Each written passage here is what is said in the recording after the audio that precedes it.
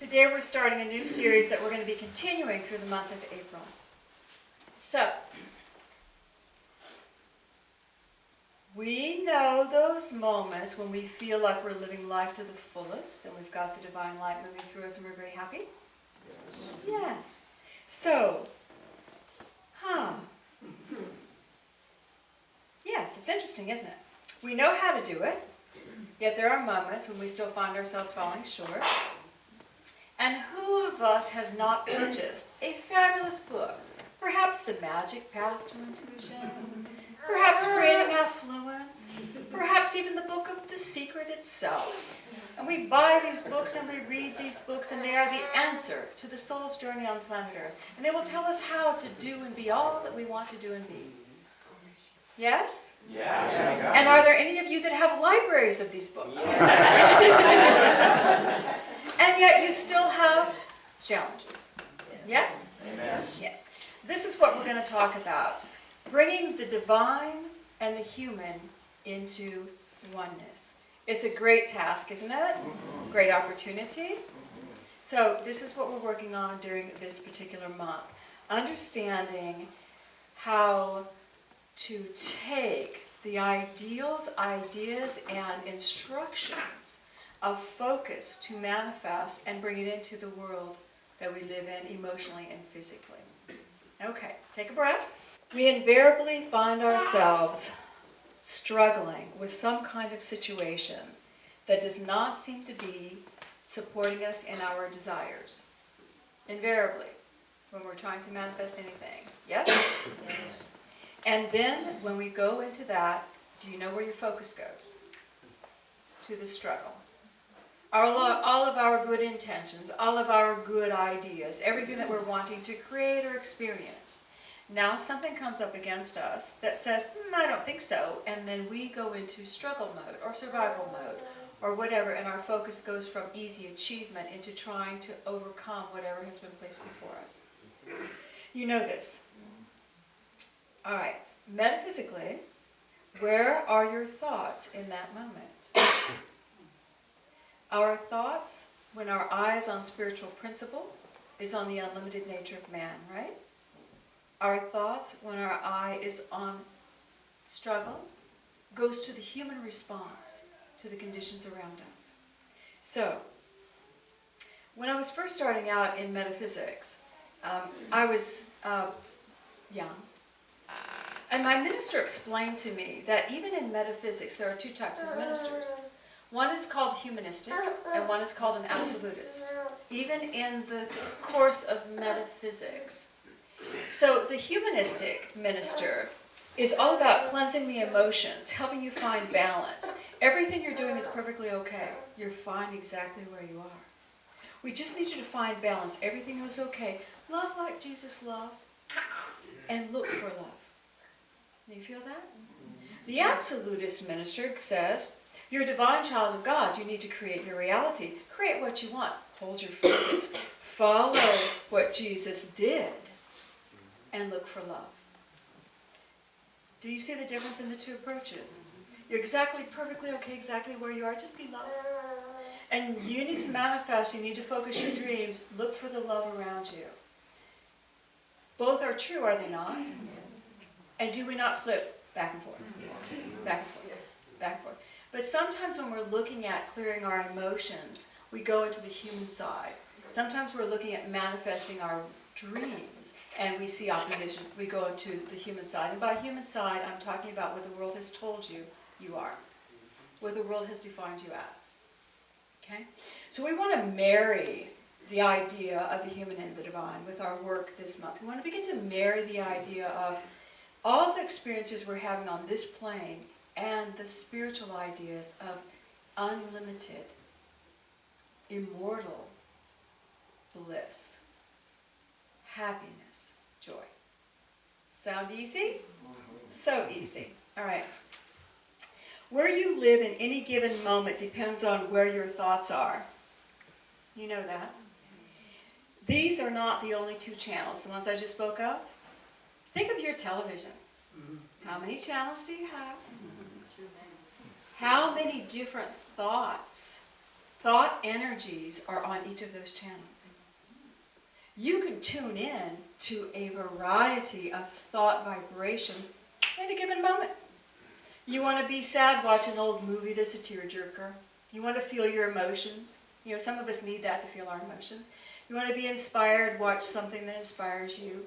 You want to feel triumphant, watch something that makes something achieve. Normally that's good guy versus bad guy, but you know, we use it for our own needs. Watch where your thoughts go. Watch where your thoughts go when you tune into these various channels, because that's what you're putting your energy into. And you do it for a reason. Nothing is wrong. You're exactly okay, exactly where you are. It's okay. You're fulfilling something within you. But realize that you're also investing. If I need to cry, I'm going to have a good old cry. But I'm investing in feeling my feelings. Good. Enjoy that. Move on. Realize where your thoughts go, you're creating your world. Too heavy? Okay. All right. So, how do we keep our focus on both the human and the divine? The human and the divine.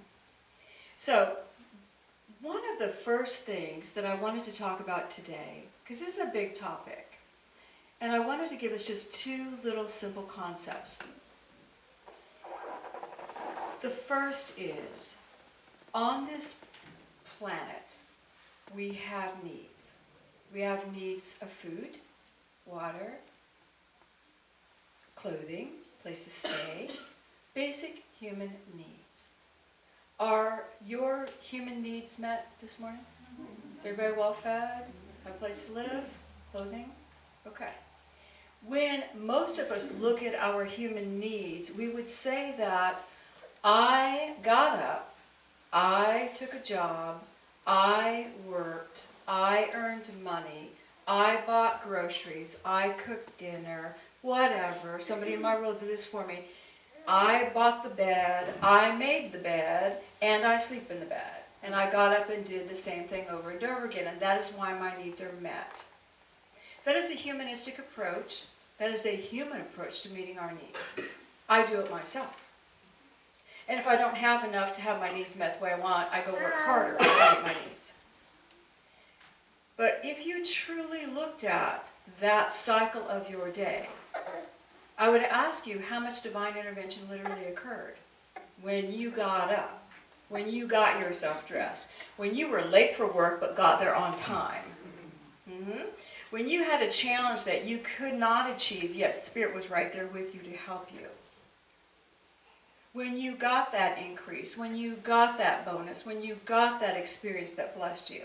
If we really look at the very basic needs of our living in this world and really inventoried it, you would be shocked and amazed to realize that Spirit has a hand in your life. There is so much divine intervention that's moving through you. And the more you are aware of it, the more you can open to it. The more Spirit becomes an active movement in the very needs of your existence. What if every morning you woke up and you said, okay, I know that God meets my needs. I got needs today. Okay, I'm going to flow. God's going to flow through me. I'm going to flow with God. And I'm going to roll and have divine assistance with everything I need this day. When you can stay conscious to that, how powerful are you? And at the end of the day, do you go, thank you, God? Thank you, God? And then you're receptive for more. And do you ever say thank you, self, for waking up and letting God flow through you? When we talk about being in the flow of God, we're not little pieces of wood that are lifted up in the great ocean of God and we're floated around in God's world. That's not being in the flow of God. Being in the flow of God is when God flows through you. Do you understand flowing through you and around you? I mean, the flow of God, everything that I need, everything that I need to experience is miraculously supported, and I am miraculously sharing my light with the world. I'm in the flow. I am giving and I am receiving. I'm in the flow of God. When I'm in the flow of God, my needs are met. If I can know that the needs that I have are met, I can begin to understand that I can walk with God. If I feel my needs are not met, I will go into fear, and it's all on me, and I gotta buck up now, and I gotta make it happen. Now, all of us understand everything I've said, correct? Not a doubt in your mind. Yet how often do we do the bucking up part? Where we feel, I know God met my needs yesterday, but right now trouble's in my face. So I better buck it up and start focusing, or let myself be a victim to whatever's in front of me. And we almost squeeze that God out. We squeeze the awareness of God. We squeeze the flow of God out. And we say, I of myself must do this by myself. And now, what are you experiencing? You are experiencing being human. The divine of you has been silenced, and you are experiencing being human. Now, if someone says to you in that state, hey, do you remember that book you have? Do you remember those guidelines you got at that workshop? Do you remember that? What are you going to do to that person? How? Well, that's not working today, because today is about me fighting my way through the world. We could call it our ego. We could call it our personality. But it is the moment when we separate from the flow of the divine. Okay? All right. Jesus said, who asked his father for bread, and his father gives him a stone? Would you give your child a stone if he asked for bread? Yet, when you ask God for something and you end up with a stone in your hand, do you ever ask how'd that get there? And what was I thinking? Because if you're not going to give your child a stone, neither is Spirit going to give you a stone. We do this with our thoughts, we do this to ourselves. All right. When we begin to understand that everything can be in harmony and support of us. Remember, the universe is our advocate. Remember we talked about that a couple of weeks ago? Does everybody hold on to that one? Yes. The universe is my advocate. That means it wants me to succeed. It's ready to support every desire and dream I have. The universe is my advocate. If we can start by seeing the universe is my advocate and my needs are met, how full do you think you will begin every day? Empowered and full and ready. Doesn't mean you won't face challenges, doesn't mean there won't be incidents that occur. But you'll be full and you'll be ready to triumph and kick butt, or to flow.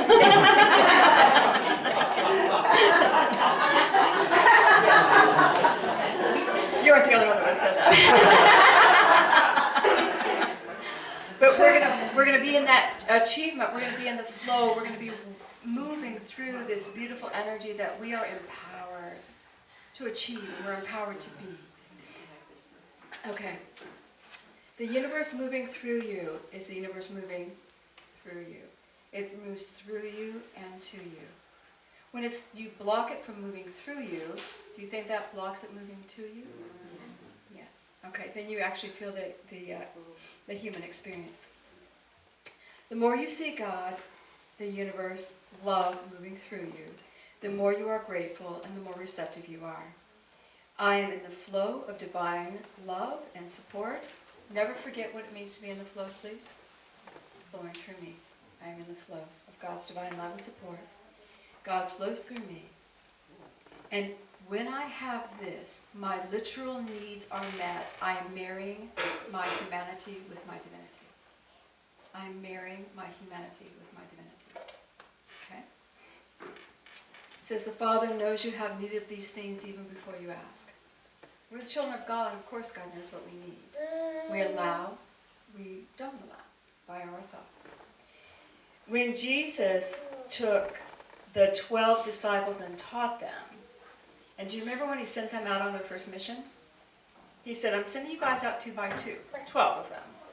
Sending you out 2 by 2. I want you to go talk to the lost tribes of Israel. So he wasn't sending them very far. She was telling what I've been talking to you about, where God is Father, God's within, we're love. Tell them about what you've been doing, heal them, talk to them. They could all heal at this point. And then he said, don't take any money, don't take extra clothes, just what you got on, your little staff, and off you go. And I'll see you in a couple months. Now, how do you think they felt? Sure. You know, Judas was the treasurer, and he was always trying to keep a little bit behind. A little bit. Jesus said, open up the treasure and give it to everybody. Remember the story?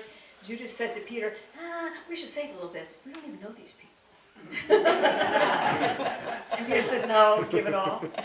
You know, wouldn't all of us kind of be that little bit of a Judas there? Oh, I'll go with my charge card right here. Yeah. Good to go. I go.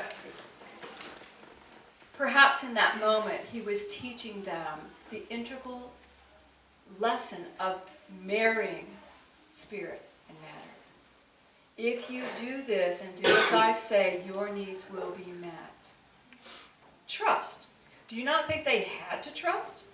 They didn't beg. They didn't go knocking on doors and begging. They had to trust their needs would be supplied. There would be a place for them to sleep. There would be food. People would listen. They had to learn to trust. Now we can learn to trust that our needs are going to be met by creating great challenges for ourselves, or by stripping ourselves down as well, just like the disciples. I know when I was a little kid, probably by the time I was 5 years old, I knew it was me and God. That's it. I had mom and dad, had a brother and a sister. I was right in the middle. But there was enough chaos and enough anger and enough conflict and enough uncertainty and enough what's going to happen tomorrow, I have no idea, that I knew I could count on nobody. But I knew at 5 I could count on God. So I got stripped down immediately in my dynamic to know, with God I'm going to be okay. No matter what these people do around me, and I love them all, but with God I'm going to be okay. And that knowing allows everything to fall into place. Now, I don't hope for you to get stripped down that way. Perhaps a willing decision to try is all you need. To take this week and try. My needs are going to be met. I have no idea what I'm having for lunch. My needs are going to be met. I have no idea what I'm doing tonight. My needs are going to be met. And start walking with that conscious integration. Sounds so easy, doesn't it? Do you know what is required? Focus. You focus your thoughts on that thought, it will draw the energy to you. Morning prayer, evening prayer. Focus on that thought. When trouble comes face to face at you, you focus on that thought. You may be yelling at me right now, but you know what? My needs are going to be met. Yell away. I'm good. And I don't care whatever you tell me, my needs are going to be met. Because I'm in the flow of God. Have you ever talked to someone who knows they're in God's care? Yeah. It's beautiful, isn't it? It's so wonderful. It's like manna from heaven. There's no strife. No matter what's happening, there's no strife. There's no strife. Take a breath. All right. When you know your needs are met, you trust God and you have the faith begins to build. God will get you exactly where you need to be. So, knowing that your needs are being met is the first of marrying the two. The next that will happen, and I wanted to give you this as your second idea, the next that will happen to you as you're walking this path is your identity will need to mold to God consciousness. We know we're children of God. Yes. But when we're challenged and troubles in our face, we don't know it. We forget. We know we're children of God until someone in the outer world challenges us. Then we forget. Right? The world defines us. To actually hold the identity that I am a child of God requires literally holding it with your focused thought. I am a child of God. And he knows he's a child of God. Y'all don't know, he listens very attentively. Most of the time. All right. When we get into this space where the world speaks loudly at us, we begin to let the outer world dictate our consciousness. We let the outer world tell us who we are and tell us how we should be. You understand? We talk about this all the time, don't we? We talk all the time about holding center and not letting the world tell us who we are. And just being who you are, whoever that might be. Yet it is still hard. It's still back and forth for us. And if we are truly going to become divine child of God truly at a higher level, that has to ebb. The world's influence has to ebb over us. And it's in layers. Even your core you may know. You may know in your core who you are. But the world still can influence. It can still have influence over you in layers. Do you understand? All right. I wanted to share just one story of the blind man. You guys will remember it. I'll bring you up to date. The guy was blind. He was Jewish, outside the synagogue begging. The disciples said, why don't we help this guy? The guy knew nothing about Jesus. He's minding his own business, begging, doing his job, no problem. So the disciples asked Jesus about healing him. Jesus says, well, we can. I'll show you how we do it. And so Jesus goes to the blind guy and says, would you be healed? And the man said, of course I would be healed. And then Jesus gives him something to do. Spits on his eyes, puts the salve on his eyes, and has him go wash his face. He does it all. He follows through, and he is healed. When he is healed, he is hauled into the Jewish synagogue. And the Jewish priests say to him, who healed you? And he said, I don't know, a guy named Jesus. And the Jewish priest says, who is this guy named Jesus? And the blind man says, I don't know. He's some guy that came and healed me. It seems to me that you would know who the guy is because he's doing God's work. And God wouldn't heal through somebody that doesn't love God. So you all need to know who he is. At that point, the priest of the synagogue said to the blind guy, you know what? How dare you tell us what we need to be doing? You are now kicked out of the synagogue. We don't want to talk to you anymore. So the guy who could now see left the synagogue. It is the only time in any scripture where Jesus actually seeks out someone that he healed. And when he heard what happened to this man, he sought him out, and he found the man. He said, do you believe in God and the Son of God? And the man said, I do believe in God, but who is he, the Son of God, of whom you speak? And Jesus said, the Son is he who speaks to you. The man had no knowledge of anything, and he said, why do you say Son of God? Is there but one? And Jesus said, all men are sons of God by birth. God is the father of the race. But not all are sons of God by faith. He who attains victory over self is son of God by faith, and he who speaks to you has overcome. And he is called Son of God, because he is the pattern for the sons of men. He who believes and does the will of God is son of God by faith. And the man in joy said, Lord, I believe in God and in the Son of God. And then Jesus said, I came to open the eyes of the men, to show them God. And now your eyes have been opened, now you can help open the eyes of men. And that was the end of their exchange. But the man whose identity had been Jewish all of his life, he knew nothing else. And he was rejected by the Jewish faith. Jesus came to him and gave him an identity. You are not lost. You are not without family. You are son of God.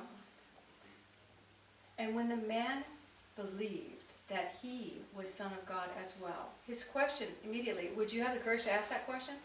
Is there only one? Am I not one too? You know? When he was able to embody this stranger who healed him, opened now the way for him to know he could also be in the care and keeping of God. His whole identity shifted. His whole identity shifted. Do you think anybody took that away from him? Never. We don't know what he did. We don't have any further stories about him. But we can know that he served his soul. We can feel that he stayed in the flow of God, no matter what his journey looked like. We can know that his soul was there. He did not let the most powerful entity in his world tell him who he was. The most powerful entity in his world. He didn't let them tell him who he was. But when truth came to him, this is really who you are, he could hear it and he could accept it. That is how strongly we, as children of light, need to believe. All these doubts we have about ourselves, oh, you're not doing it right, oh, gosh, oops. Even I get a minute of, oh, I didn't do it right, sorry. You know, because I always want to do it right. Don't you always want to do it right? You always want to be right. Well, you could have done that differently. Well, okay, I'll try. I'll try to do different. Even I, when I have those moments, doubt myself. I could be absolutely wrong, but let me enjoy that. As a child of God living on this planet, maybe I didn't do exactly the perfect thing. But I'm a child of God. That should not diminish who I am. Shouldn't diminish who I am. You understand? Okay. When we can hold our identity as children of God, then having our needs met dovetails into it. Can you see that? If we can know we're a child of God, we're in God's flow, then our needs are met. It just is a roll of energy. It's a roll of energy. So for me, it's quite fabulous and miraculous. I can even know, I don't cook. You know this. I can even look in the cupboard, which I do, if Patrick's gone. And I'll say, God, show me what to do. I have no idea. Show me if there's anything in here that'll work for me. And I always am taken care of. I'm always taken care of. Because I trust that flow. And so many of us open the cupboard, it's a full cupboard, and we still don't know what to do. But when we stand with our needs being met, there's always a way, there's always an answer. So as we're beginning to integrate and marry the idea of my human nature with my divine, not as separate, but as one, we start with this concept. It's so easy. I've repeated myself so many times so you could hear me clearly. Do you think you're going to forget? All right. Okay. I'm going to text you every day. I get on that list. When we know who we are, it eliminates the energies of others. It eliminates the opinions of others.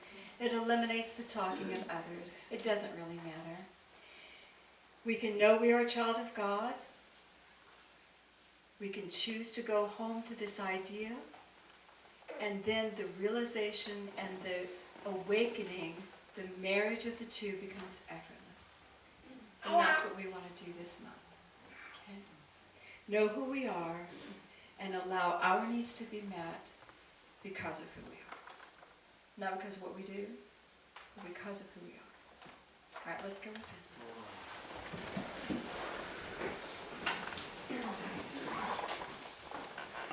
Just breathe and feel your chair.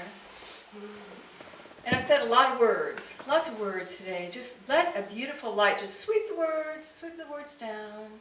So everything is just energy moving through you now. And invite a column of light to come over you. And let whatever color comes be the perfect color. And Father, Mother God, we ask that you just enfold each one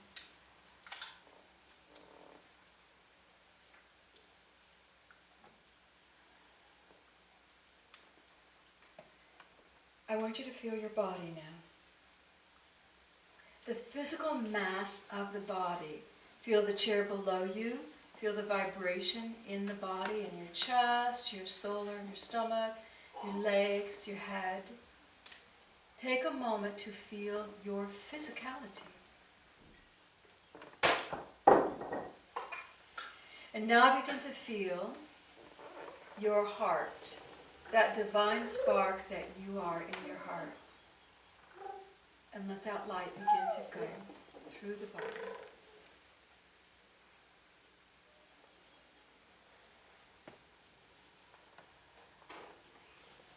God, we ask now that your love flow through each. God, we ask that our physical needs be met. And let that beautiful light now move through the top of your head to the very cells of your body. The physical needs being met, going down through the body. Feel your body becoming light, fed, full.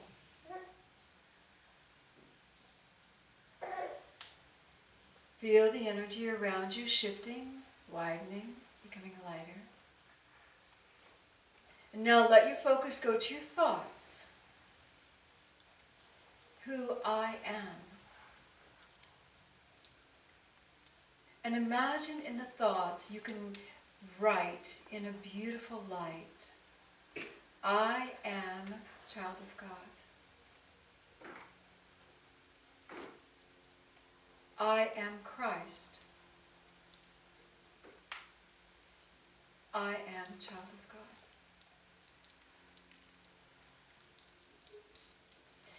And let those words move into the vibration of your head.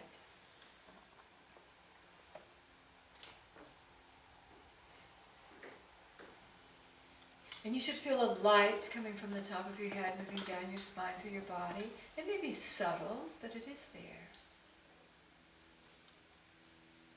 And now feel the thoughts again. I am a child of God. My needs are met.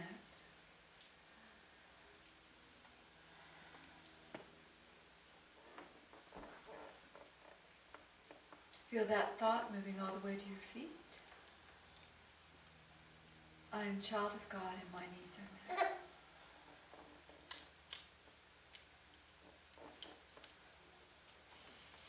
And let your focus just come back to your heart.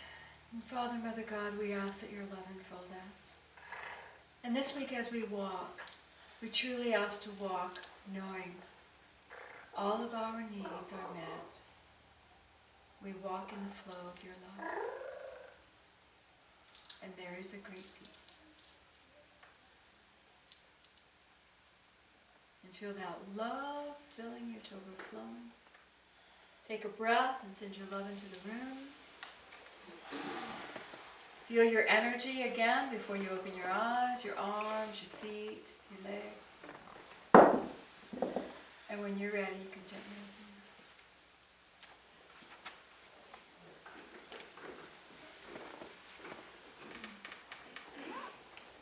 Did you feel an energy mix when you opened your eyes?